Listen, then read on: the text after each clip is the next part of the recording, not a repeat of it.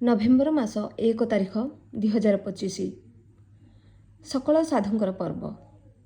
ଆଜିର ସୁଷମାଚାର ସାଧୁ ମାଥ୍ୟୁଙ୍କ ଲିଖିତ ସୁଷମାଚାର ପାଠ ଅଧ୍ୟାୟ 5 1ରୁ 12 ପଦ ପର୍ଯ୍ୟନ୍ତ। ସଂଖ୍ୟାଧିକ ଲୋକ ସମାଗମ ଦେଖି ଯୀଶୁ ପର୍ବତ ଉପରକୁ ଆରୋହଣ କଲେ।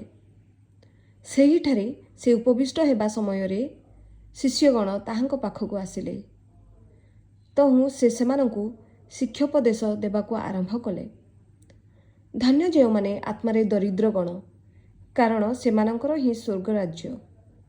ଧନ୍ୟ ଯେଉଁମାନେ ଶୋକାକୁଳ, କାରଣ ସେମାନେ ହିଁ ସାନ୍ତ୍ୱନା ଲାଭ କରିବେ।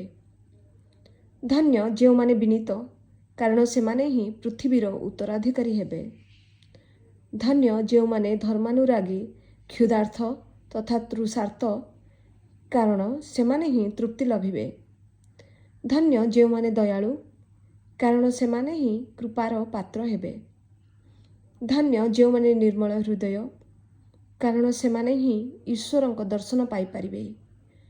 ଧନ୍ୟ ଯେଉଁମାନେ ଶାନ୍ତି ବିଧାନକାରୀ, କାରଣ ସେମାନେ ହିଁ ଈଶ୍ୱର ପୁତ୍ର ନାମେ ଅଭିହିତ ହେବେ। ଧନ୍ୟ ଯେଉଁମାନେ ଧର୍ମ ନିମିତ୍ତ ନିର୍ଯାତିତ, କାରଣ ସେମାନଙ୍କର ହିଁ ସ୍ୱର୍ଗ ରାଜ୍ୟ।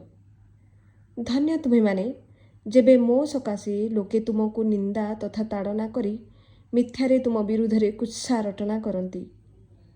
ପ୍ରସନ୍ନଚିତ୍ତ ତଥା ଆନନ୍ଦମନ ହୁଅ, କାରଣ ତୁମମାନଙ୍କ ପାଇଁ ସ୍ୱର୍ଗରେ ମହତ୍ ପୁରସ୍କାର ରହିଛି। କାରଣ ଏହିଭଳି ଭାବେ ହିଁ ପୂର୍ବରେ ପ୍ରବକ୍ତାମାନଙ୍କୁ ଲୋକେ ନିର୍ଯାତନା ଦେଇଥିଲେ। ଈଶ୍ୱରଙ୍କ ସୁଷମାଚାର।